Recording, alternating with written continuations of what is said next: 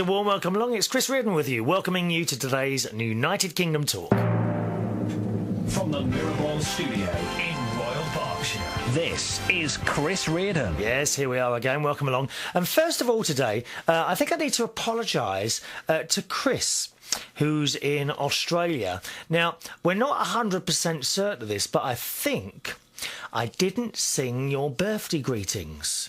Now, I know you specifically asked me to, and I remember writing back to you, telling you that you just missed the kind of deadline for the show, but I'll sing it in the next show. Now, I can't honestly remember whether I sang them or not.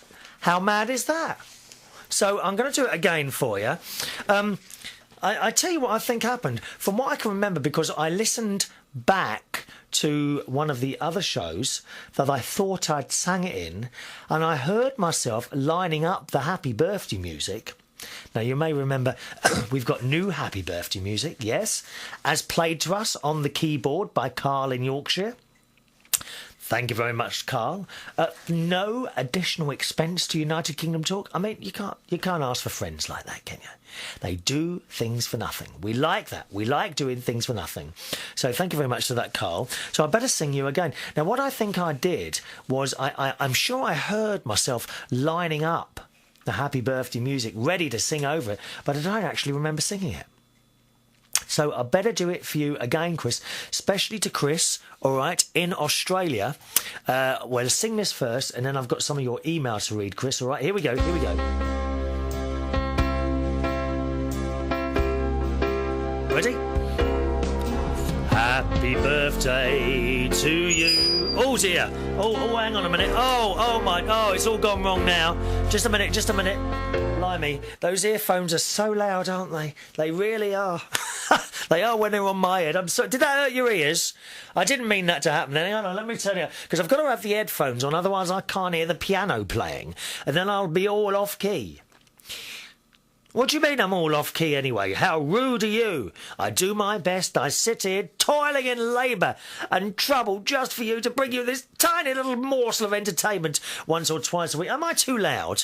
Am I too loud today? Should I just knock myself down a little bit, isn't it? It's all going terribly wrong. What have I done wrong here? 1 minute. What's that do? Does that do anything? Does that turn it? Oh, that's better. Sorry, I think I was distorting.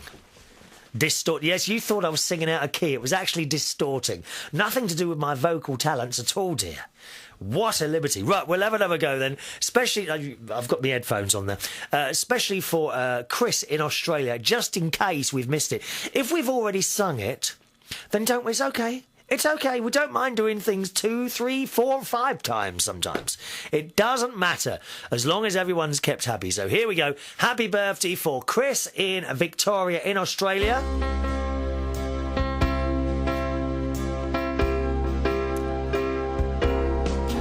Happy birthday to you.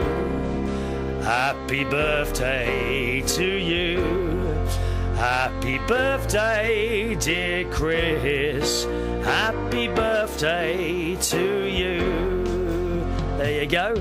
All right, Chris. There we are. Better late than never, don't you think? Now, as I said, I mentioned that in another programme, actually. Better late than never is a term I've used on occasions to our local tax office here in the UK, which seems for some reason to fall on deaf ears. But there you are. We are better late than never. Now, I did have an email from Chris here, which I'm just trying to... Unfortunately, I haven't printed it off, so I'm kind of looking at the computer screen here on the left of me. Now, I've lost that as well now. Oh, this is shocking. I'm really not organised. My friend Wayne the butler, he says he has offered to become my personal secretary. Here, I've got it now. My personal secretary here in the Mirrorball Studios. And he said it'd be quite nice, you know, if on occasions where you're, where I'm doing something, or maybe I've forgotten. So you know how I forget things? Because I start rabbiting on and I forget what I'm talking about. And he says it'd be quite nice to have, like, the hand that comes over, you know, from the side, like that, isn't it? Like the hand that comes over from the side. And you quickly take this new piece of news to read for you. He wants to do that, but I've said no. Always desperately trying to get a visit here to the Mirrorball Studios. I think that's what's going on here. Now, let me read this email from Chris, because You know, Chris, I honestly can't remember whether I read your other email or not. I think I did, and I'll tell you why, because I can't find it on the system. What I do is when an email comes in, doesn't matter when it comes in, I read it quickly and then I put it on I print it out. Oh, I've got itchy nose now. What does that mean, itchy nose? Is that money going? Oh, that's better. What happens is that I print it out and then I delete it from my email box. Otherwise, I repeat myself. And I've done that a couple of times before, as I'm sure you might have noticed. All right? So that's what I do. Now, I'm sure that it's been printed off because it's not on here now. But maybe I put the bit of paper down somewhere, some bits of paper over there. Hang on, let me have a look over there. Is it there? No. No, that's not it. I don't know where that's gone now.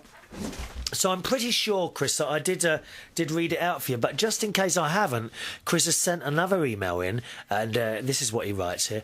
Chris from Victoria, Australia here. Hello, Chris. He says, it seems you forgot one of my emails. Now, I am actually quite horrified to think that I might have forgotten anyone's email, and that's the truth of it, Chris. He says he forgot one of my emails some time ago about my wife losing one of her kidneys. But that's okay, as I know you're one busy bloke. Yeah, I am quite busy, actually. And I do remember your email. I certainly remember reading it. Whether I read it out loud or not, I'm not so sure. But his wife has recently been in hospital, lost one of her kidneys. Just to fill you in, Chris, my aunt had a kidney removed around about this time last year, I think. She's been out for a year now. She had cancer on one of her kidneys. And she had to go straight into hospital very quickly, and they removed it. And to be honest, she has made a full recovery and is doing fine. You know, so hopefully your wife will do the same. Chris, I wonder if you can do me a favour, and I don't mean this flippantly, OK? I don't mean this flippantly at all, but having a kidney removed, I know this sounds stupid, and it may sound a stupid question, but it's an honest question. I don't know, you may feel that you may not be able to ask your wife this, but does she feel that there is an empty space in her now? Do you see what I mean? You know where the kidney was? Does she now feel there's like an empty space within her? I wonder if you could ask her that for me. Because I wanted to ask my aunt, but you know, it's one of those questions that you've got to be kind of a little bit, I don't know what the word is, a little bit special about, isn't it? Do you mind asking her that? Does it feel like she's got like an empty gap now? Or does she feel like completely normal? Can you do that for me? Do you mind, Chris? I'd appreciate that. But as I say, my aunt had her kidney removed and recovered completely, so no reason why your dear wife shouldn't as well.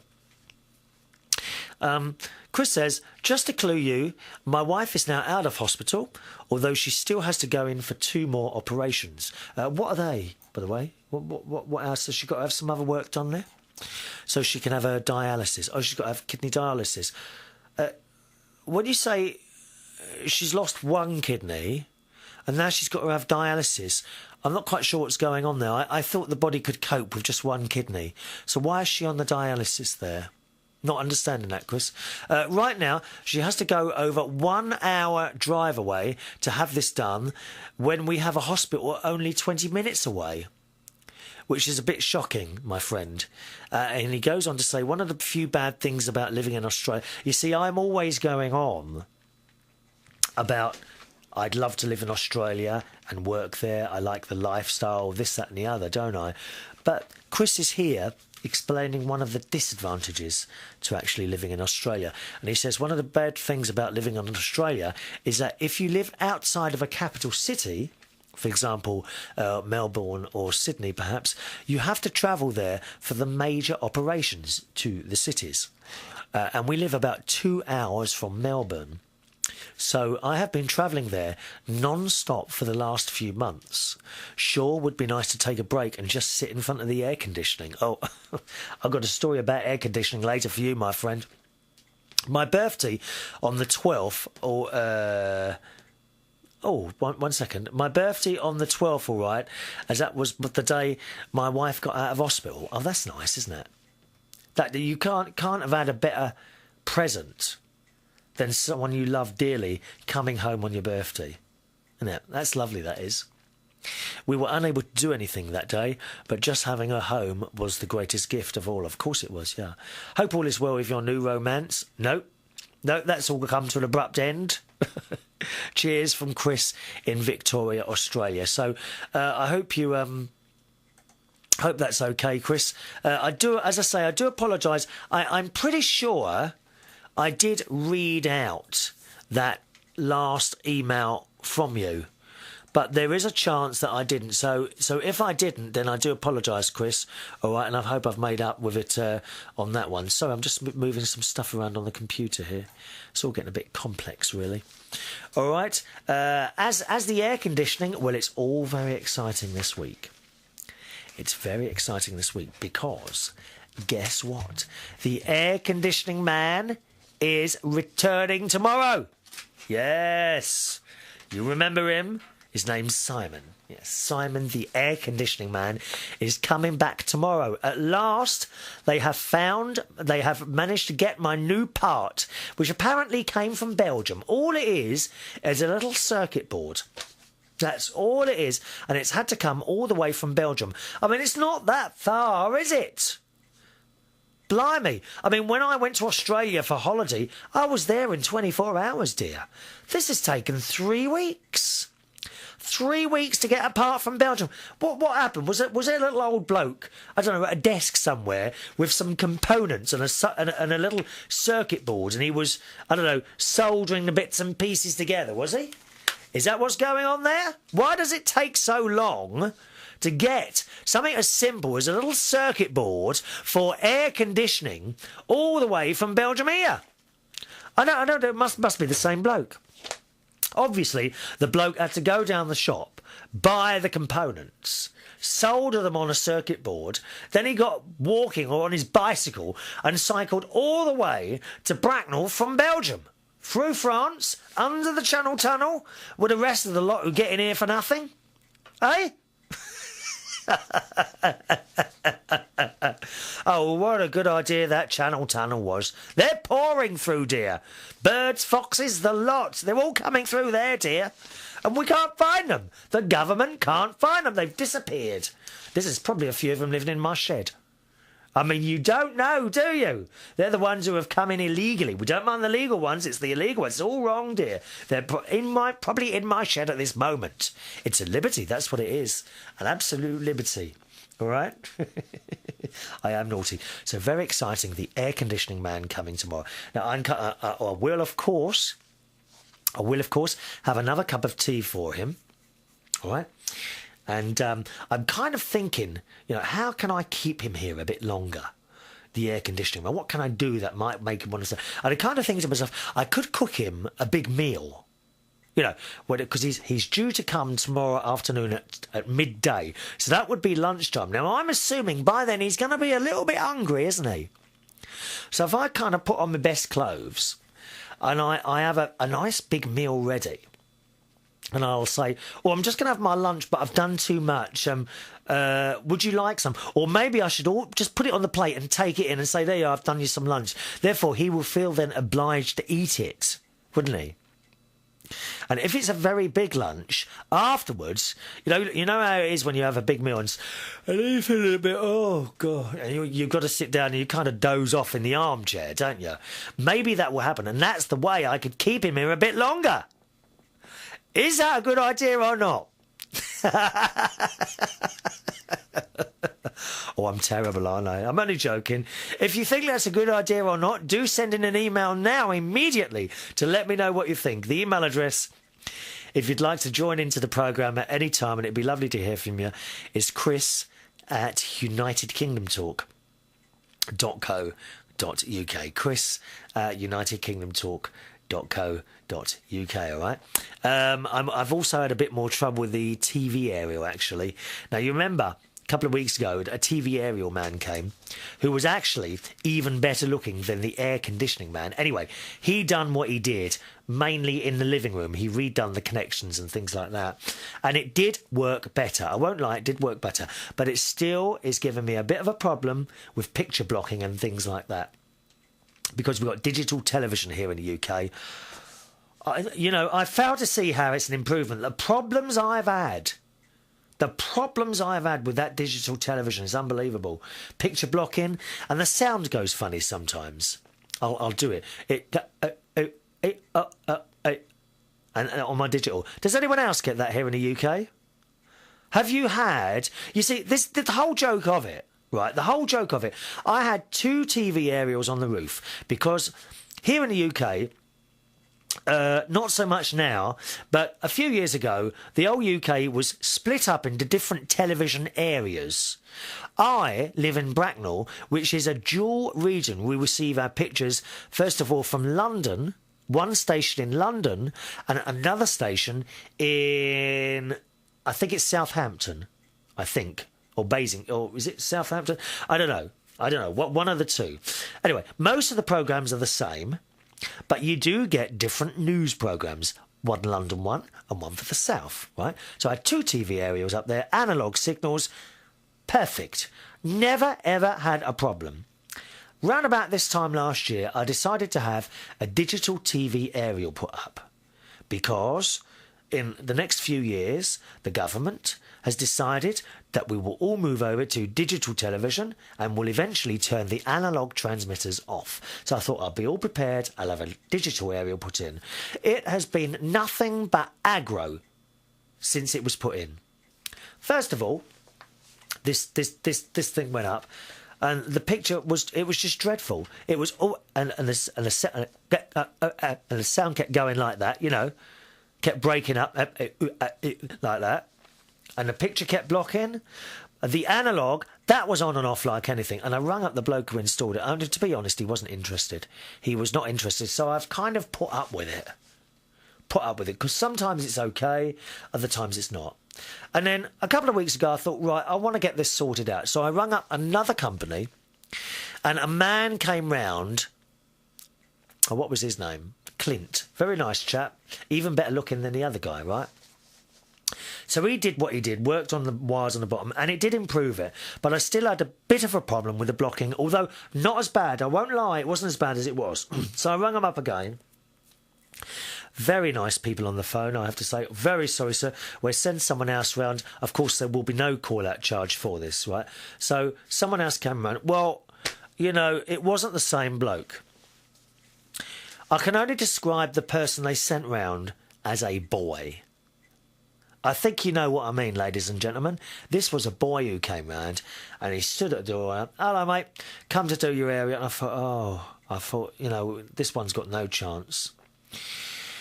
And he did what he did. He climbed up on the roof. I said, I think you're going to find it's the cable. I said, or something's loose up there because it's worse when it's windy, indicating to me that something is moving around up there. So he's gone up there and he's put on what they call an aerial amplifier. There was already one up there. He said he looked in there and it was all a bit manky and the connections weren't looking too good. So he redid the connections, did that, and that's it. Bang, Bob's your uncle. It'll be all okay now. And so we looked at the telly and yes, sure enough, it was on. So he said, I will have to charge you for the part, though. That'd be £60, about 120 American dollars. So I said, yeah, that's fair enough. No trouble at all. I said, so I paid him, gave him a little tip and off he went. That would be about 2 o'clock in the afternoon. 6 o'clock, I had to sleep as I always do in the afternoon. Around about 7 o'clock, I get up for work, turn the telly on, nothing at all. All I had was I can still get the analogue channel, so I've got both at the moment, yeah? I couldn't get anything on the digital at all. Nothing, not a thing. And the analogue channels were just a very, very snowy picture on the main channel, BBC One, and all the other channels, nothing. And I thought, oh my God, of course now, there's no one to ring up now, not at 7 o'clock at night. They've all gone home, haven't they, dear? And I was fuming, actually, absolutely fuming, because, that's twice now. Twice. So I rung up, I left a message for this company. This would have been yesterday, right? So all it were, and do you know, the funny thing is I went to work, what did I do last night? Karaoke. I went to work, and all night long, all I could think about was this blooming television. Why can't they get it right first time? Eh? Why, oh why can't they get it right first time? Oh, anyway, fair dues. Now, you know what time I get up in the morning. I get up about 10:30 every morning because I go to bed so late. 8:30 in the morning, the phone's ringing in it. 8:30 in the morning, boys and girls. I mean, that to me, I am dead to the world at this time. I really am. And I answered, oh, hello, it's so-and-so from the aerial place. And I thought, you know, I thought to myself, fair enough. Fair enough. This bloke, I suppose the owner, whoever works in the office, has clearly picked up my message and rung me first thing in the morning. So, full credit there. Absolutely full credit. The fact that I was tired was neither here nor there. He got the message, rung me up straight away, so fair enough. And I told him the problem. He says, oh, OK. He said, well, the lad, he's on his way to another job at the moment. If I can get hold of him, I'll turn him back and come straight to you first. You know, you can't say fairer than that, can you? I said, OK, then that's fine. So, knock at the door about 20 minutes later. This would be about 5 to 9 in the morning, when I'm usually fast asleep in bed. And it was the same boy who came yesterday. I thought, oh, I mean, he said, hello, mate. He says, he's quite friendly. Don't get me wrong, quite friendly. He says, I don't know what's gone wrong here. Can I have a look? So he came in, turned the telly on. He says, oh. He says, I really don't know what's happened then. And I said, well, I'll be honest with you. Oh, I dropped the pen there, wasn't it? Dropped the pen.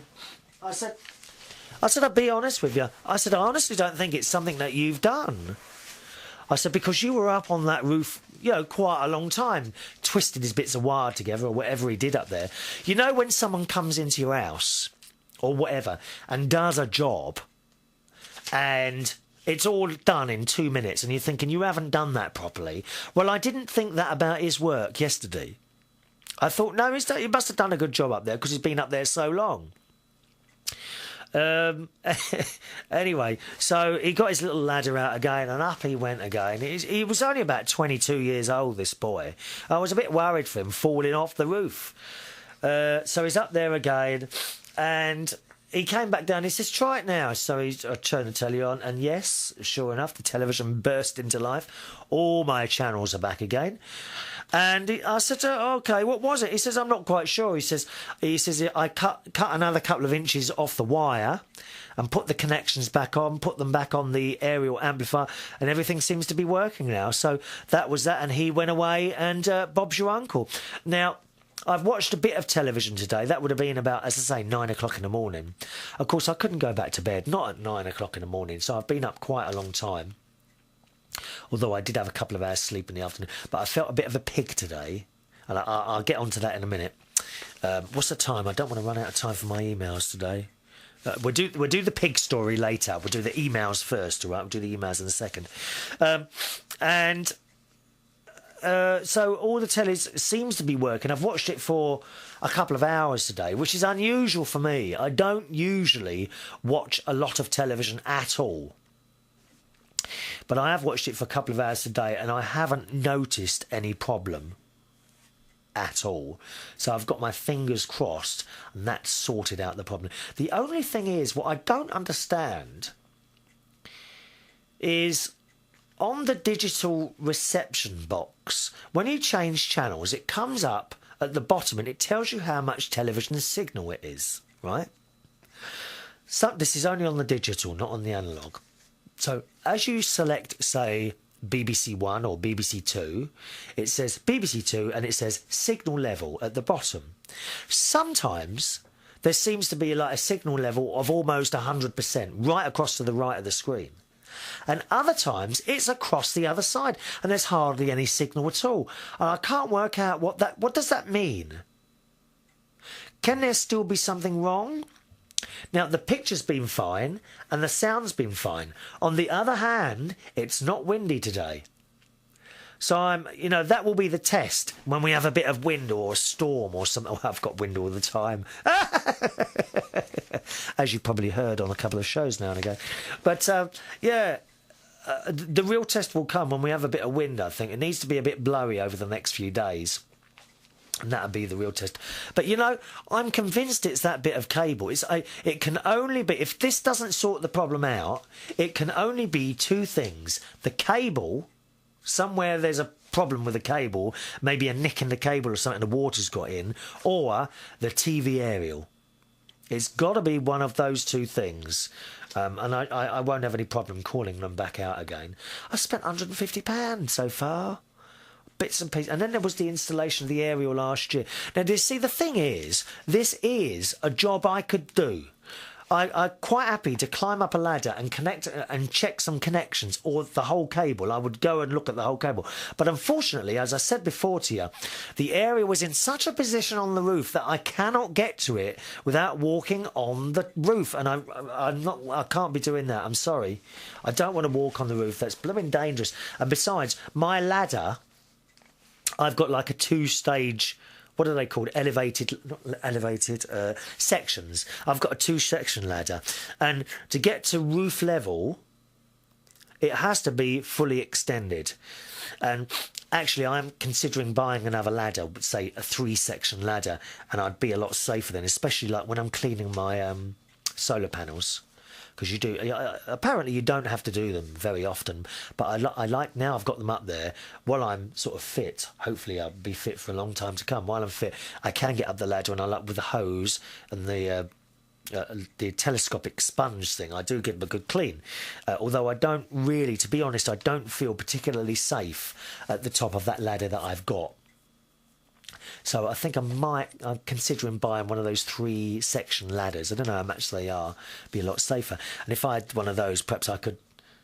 I still don't think I could get to that aerial, though, because of the way it is. It's like there's the side of the house, as I said to you on another... And then there's a lean-to, and the aerial's there. So you've got to get across the lean-to. If it was a ladder, you'd have to lean right across the lean-to to get to the aerial. That's why I called someone else. Otherwise, I'd do it myself. But the TV picture has been all right, although I've been tearing my hair out. I just want it to work properly. Why? Anyway, forget that. Forget it now, and let's keep my fingers crossed, and hopefully it will work properly now. Okay.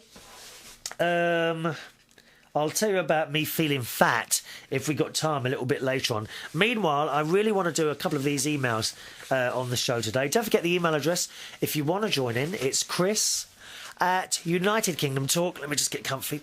Chris at unitedkingdomtalk.co.uk. I'm just going to move something there. There we are. That's it. Chris@unitedkingdomtalk.co.uk. All right, boys and girls. Some emails. First from Dave in Canada. Hello, Dave. And he says, good job on your latest YouTube show, but I have to admit I was a little surprised that your picture collection with all your friends seems incomplete. You mean all these pictures on the wall here? We've got lots of pictures on the wall there. They all tend to be family. There are a few friends there, but I do hear what you're saying. He says, I know for a fact that most or possibly all of your listeners prove to be your friends. This is true. And all their photos seem to be missing. Well, yes, you're right there. You are... Oh, I've just knocked one of my little mirror balls off the microphone. Just a minute now. Where's that gone? Oh, I can hardly bend over. I've got so much food inside me at the moment. I'll come to that later, I told you. If we got time. Hang on, let me hang that on there. That's it. I'll just write something down there. There we are. Yes, well, you're quite right. But we do have a lot of listeners' pictures on a map. Now, to find the map of United Kingdom Talk friends and listeners is something I don't really mention very much anymore, mainly because I can't quite work the map on the computer. But basically, you can attach a little pin on this is on like a computerized map thing. You can attach a little pin to the map and a photograph of yourself. And a lot of people have done that. Now, to find that, you'll need to go to my personal main website, which is chrisreardon.co.uk. All right, chrisreardon.co.uk, and there you'll find links to everything that I do, everything, because I do quite a few different things. On the left, you'll see map of friends and listeners to United Kingdom Talk. If you just click on there, it'll take you to a map, and you can kind of add yourself. And then you put a little pin where you are and maybe a photo of yourself and perhaps a little message or something like that. And that's it. The reason I don't really mention that very much is because I can't work it. That's the truth. I find it incredibly complicated. When I first had that, I think it's Frappo, isn't it? Frappo or something like that. When I first had it, it was a lot simpler. But you see, they make things complicated, don't they?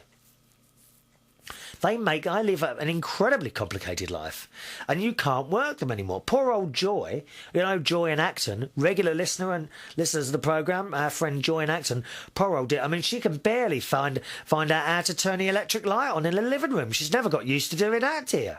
What hope is there for us to find putting pins in maps? So there we are.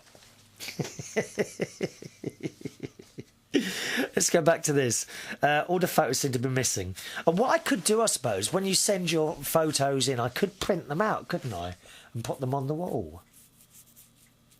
Could I do that? Oh, actually, no, we're going to move studios, aren't we? Besides, I'm not sure my printer's working. I've got two printers here, a laser black and white printer, which is in use quite a lot. And I also have a colour printer, which I haven't used for some time. And I remember the other day, I'm sure... Or I say the other day, this must be quite a few months ago now, and I tried to print something off, and it said to me there was an empty cartridge. So, I can't remember what I did, but I think I replaced the cartridge, and it still came up with the same error message. So, I'm not quite sure what to do with that. Whether to try... Did I replace the cartridge or not? Because those ink cartridges are so expensive, aren't they? They're really expensive. Why is it so expensive for an ink cartridge? Why? Tell me why that is. Far too much profit there, man. They must cost them pennies to make those. So I don't remember whether I've replaced the cartridge or not. Is there a problem with the cartridge or is it the printer? Because let's face it, these colour printers are so cheap to buy now.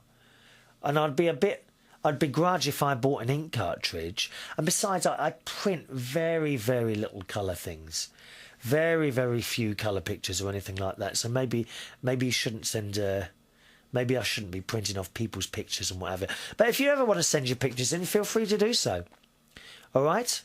I do have... actually, I don't know if I've got it on here anymore. I don't think I have, actually. I do have another little thing on the internet where I put... or I used to put... pictures of listeners. People would send them in and I put them on there, but I haven't really kept that going for a while. I'll have a look and see if that's going and maybe tell you next time. All right.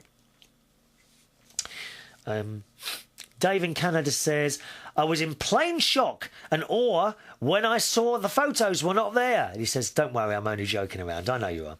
My main reason for contacting you is to learn the brand name and information of your new webcam. I'm curious about it due to the fact that I'm looking to create a rotoscope without the use of a digital camera. What's a rotoscope? I've never heard that expression. I don't know what that is. I've been developing concepts to utilise on the creation of my website, calmego.com, but I've yet to come across an idea that I have enjoyed. Thanks for your time again. I look forward to hearing your next show. That's from Dave in Canada. Well, Dave, the new webcam I've got, which I'm not using at the moment, was a Logitech Sphere. Now, Logitech Sphere AF. That's the new webcam. But I haven't been able to install it properly for some reason. Now, I rung up the people at Logitech, the manufacturers of the webcam. I might get a little bit too technical for some people here, so I'm sorry about that. But I rung them up, and they were extremely helpful and very good on the phone to me. But what it seems to be... if I can remember what this woman was saying, she says on a computer... Now, I have, incidentally, been able to install the new webcam on 2 other of my computers, no problem. But the main computer I use to create this show, video and sound, I haven't been able to install it properly. And talking to the lady on Logitech, we tried a few different things. And what it seems to be, she thinks that being Windows XP, when you plug in a USB item, it kind of gives it a number. And she reckons I've used up all the numbers. So what she wanted to do was delete all the numbers from all the USB things that I plugged in and start all over again. Now, I've got a printer, 2 printers plugged in here. I've got my I think my modem's plugged into that. There's a webcam, a hard disk drive, external recorder thing. What else? I don't know what else is plugged into it, actually. Some other things have been installed there. And what she was saying was that all those installations have to be deleted and put back in again. And you know what I'm thinking here, don't you? Hang on a minute. Everything else is working. The only thing we can't get working here is the new webcam. And I says, no, I said, I'm just not prepared to do that. I said, because you know what'll happen, don't you? We'll uninstall all these things, the webcam will work, and something else won't work. I just know it. So in the end, I decided not to, and I'm now using another webcam that I dug out of the cupboard. And it's not a bad picture quality on this one. I've also managed to turn up the resolution on this for the first time on this particular YouTube video. I've turned up the resolution to 30 frames per second. Now, if you're non-technical, I'll explain that to you.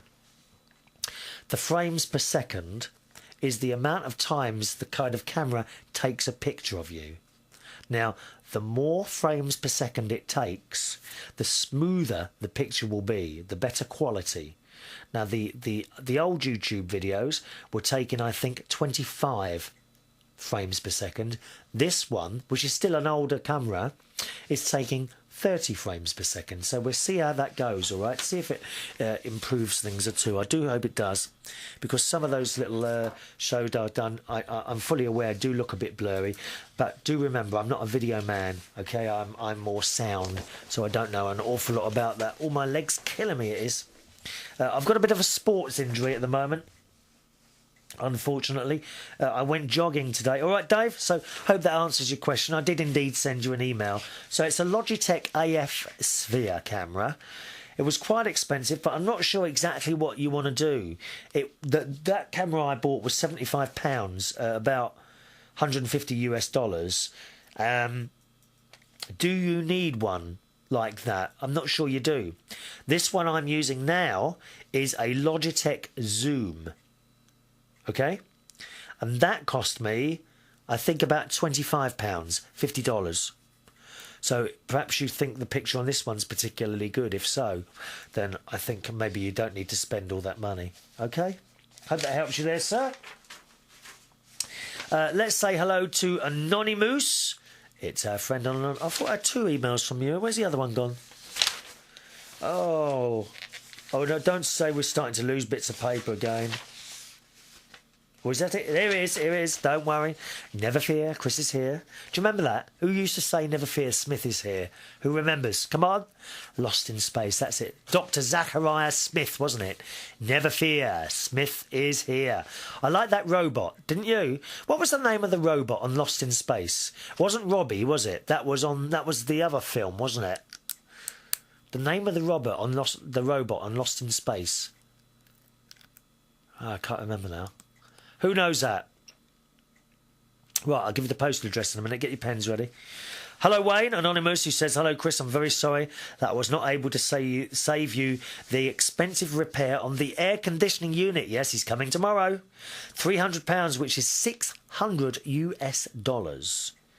He said, I would have been flabbergasted at having to pay that much. Yes, I'm sure you would. Unfortunately, that's how it is here. It's an awful lot of money. An awful lot of money. But air conditioning, it really is not the norm here. It's not. But I think you'll find a lot of people I've met, lovely American people who have come over here for holidays and that, and come along, some of them to play the bingo and things like that. A lot of them tell us how expensive everything is here, and it really is. Air conditioning in particular. But it is getting more, shall we say, normal. A lot of the DIY shops are now selling air conditioning units a lot cheaper than the one I've had pull up. But mind you, you look at the one I've had put up, and it is a proper high quality. It's a Mitsubishi. What's it? A Mitsubishi air conditioning unit. It's got the big fan outside and the item in here. And I know it's like top of the range one. The stuff and it cost me about £1,500, $3,000 to have that one unit installed. About 3 years ago, something like that. You can buy complete units from the DIY shop for £400 now.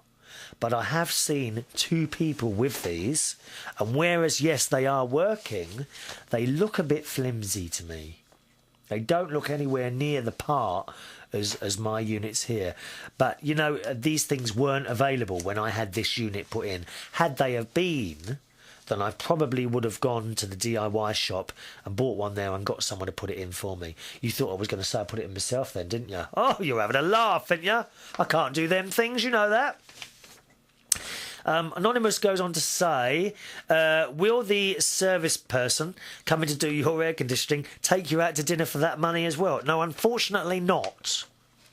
Well, he might. You never know. I'm going to have to dress up really nice for him tomorrow. I'll make sure I've got a bit of gel on my hair and all that. Well, you never know. Oh, no, because he's married, isn't he? I don't want to be accused as a marriage wrecker. Was that the one who was married? Or was it... Oh, no, that was the TV aerial man was married, wasn't he? Yes. Oh, excuse me. Oh, by the way, did you notice my nose is a lot better now? A lot better, thank you very much, yes. Wayne goes on to say, your TV reception problem is something I could remedy, but my ladder won't quite reach that far. What from America? Of course it won't. You mad fool. You should see some of the TV antenna systems that I've designed and built for people that live far out in the countryside. If you were on a hill or a knoll, you could receive signals from very long distances. I once picked up a TV signal from Alaska when I lived in the hills of Pennsylvania. My TV antenna was 7 metres long and had a large amplifier mounted on it to boost the signals. Don't hesitate to ask for help, as I always enjoy a good challenge. Bye for now. That's from Wayne. So thank you, Wayne.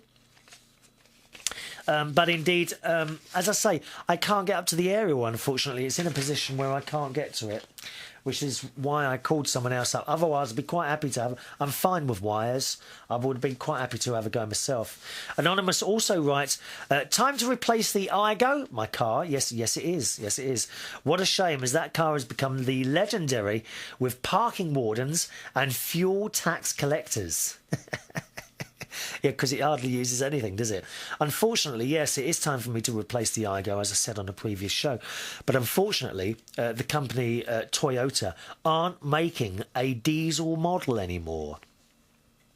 Now, as I've been particularly pleased with the way Toyota has treated me as a customer, I mean,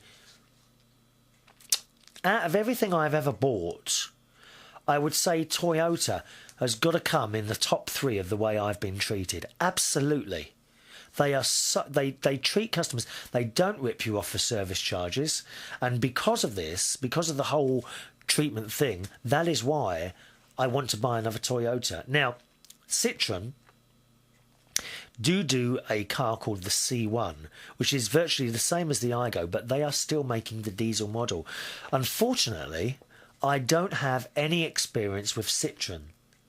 The only other people I've experienced with is with Ford and Land Rover, but not Citroën.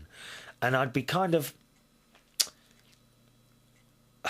I'm the sort of person that once I'm happy with a product and a company, I will stick with them. Absolutely. Through thick and... Well, not through thick and thin, but you know, as long as they keep me happy, I will stick with them. And Toyota have kept me happy all this time, so... That's why I'll probably go to the Toyota, and I think I honestly don't want a petrol car again. Don't want a petrol car. And there's a lot to go wrong in petrol cars, isn't there? I think there is stuff to go wrong in diesels, but, you know, touch wood, ever since I've had diesel cars, and that must be coming on 15, 18 years now, never had one break down on me. Touch wood, he says. Touch that wood. Never really had a diesel car break down on me. So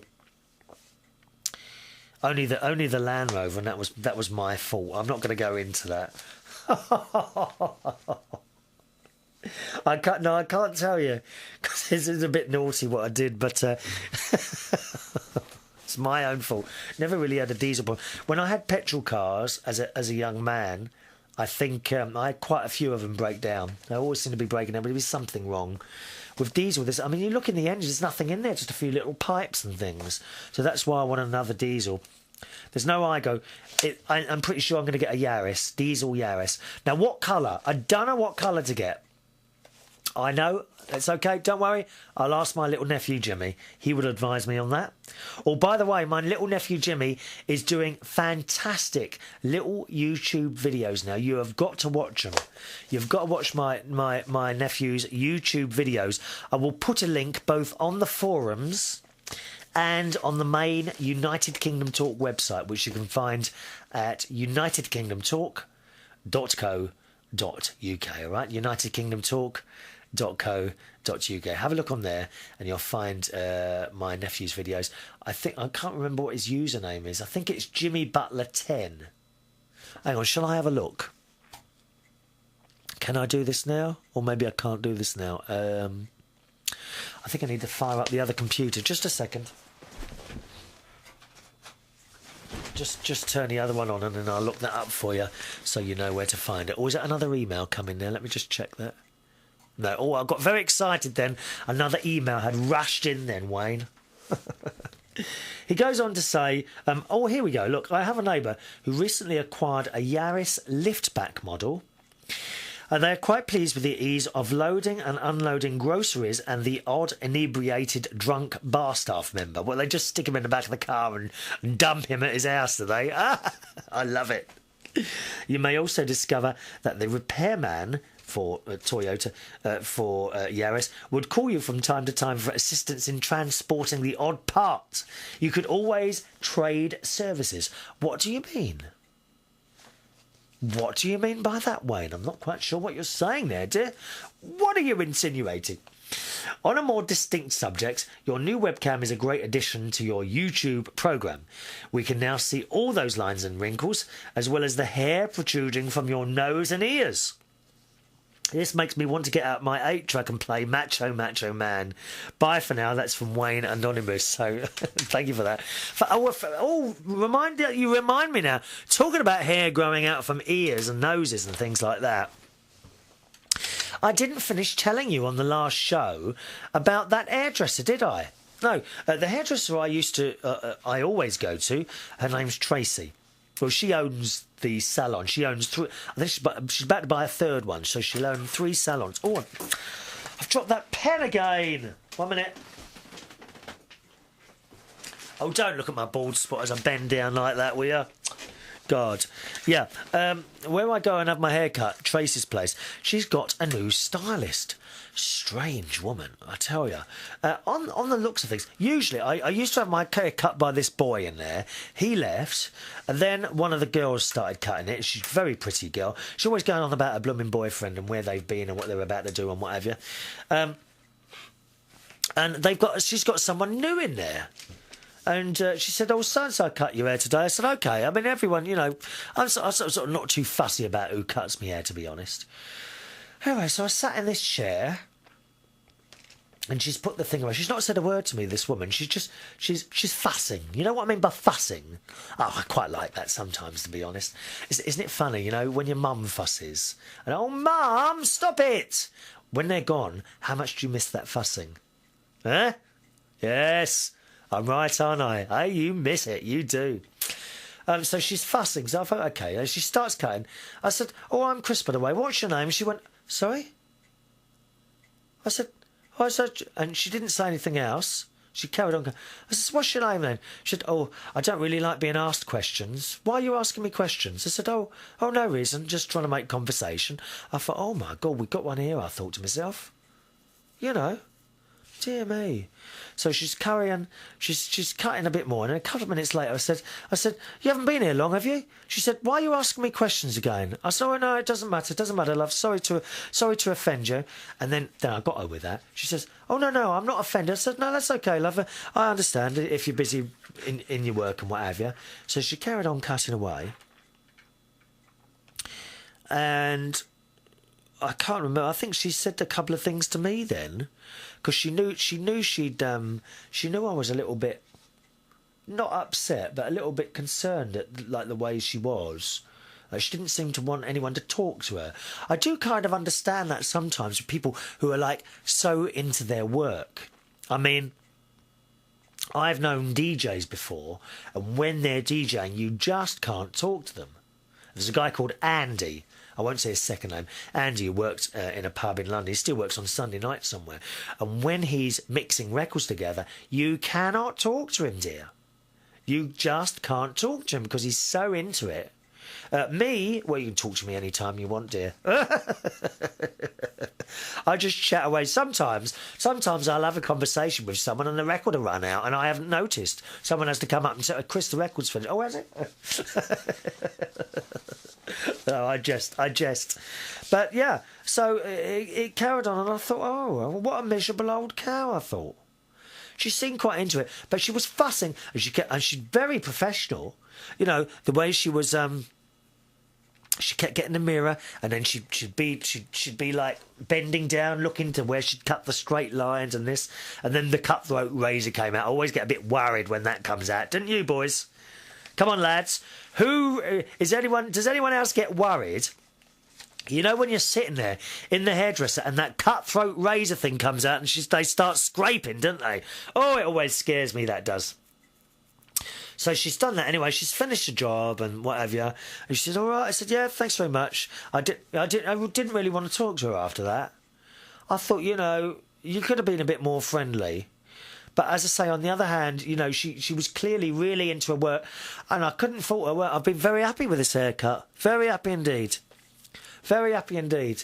And so I went to pay, and I gave her a £5 tip. And that really threw her, that did. That really threw her, because that's actually quite a lot. That's like a 50% tip, that is. That's a lot. She said, £5? I said, yes. And she says, and then she smiled. First time, dear. First time she smiled. God. Oh, excuse me, I've got hiccups now. And she says, "Are you sure, £5?" I said, "Yes." I said, I found you very professional. You're very thorough with your work. You really concentrate. Thank you very much. And I walked out. And I left her just standing there with her mouth open. So that shut her up. Thank you very much. I'm not going to her again, though. No, miserable cow. God, I do. I mean, you know, some of these hairdressers, they do go on and on a bit. You know me, dear. I don't like someone who goes on and on, rambling away for no reason at all about this, that and the other, and they jump from subject to subject. I mean, I personally don't know anyone like this. Do you? Do you know anyone that rambles on and on about nothing? And it does get to you sometimes, doesn't it? All right. Shall we go back to this? Anonymous says, on a more distinct subject, your new webcam... Oh, I've done that, haven't I? Sorry, I've read it. God, I'm repeating myself now. It's the Alzheimer's is setting in, I'm telling you that. It is. Thank you very much for that, Wayne. All right. Put that over there. Now we're doing on time. I'm not going to be able to tell you while I'm feeling piggish today because I've got a very important email here to write out from Bob, who's in Iceland. And Bob says, "I know it's been a while since my last report from the far-flung post of Iceland. These past few days have not been good, for last week my mother passed away at the grand old age of 95. So, sorry to hear for that, Bob. Two people have lost their mums so far this year. Yourself and, of course, Alice, Judy's mum, Alice.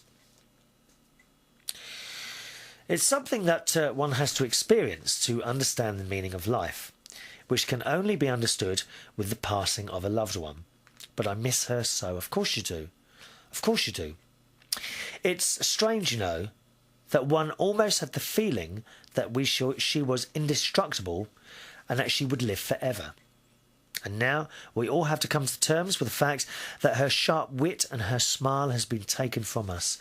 Isn't that funny when we are children? Not even just when we're children, but even when we become adults. And you just think your parents are going to go on and on forever, aren't they? And then suddenly they're taken. And it all happens so quick, so quickly. I can't believe my dad has been dead nearly 12 years. Mum, nearly 8 years. Where have those 8 years gone? And what happened to the 30, 35, 38 years that they were alive with me? And now you've lost yours. I'm so sorry, Robert. Robert says, if you ever ask yourself why you do this, that's my programme, United Kingdom Talk. Now, this is a nice thing. And sometimes I get lovely letters like this, and I do feel a little bit coy to read them out. But this one brought a tear to my eye. If you ever ask yourself why you do this show, then understand that you have made a difference. It's interesting you say that. You know, sometimes I think certainly the jobs I do, the DJing, it's not an important job. This programme to me, this United Kingdom Talk, is a much more important job. Reaching out to people. And this is what you're putting in this email, if I can... Oh, I've only got a minute left. It is exactly why I do this show.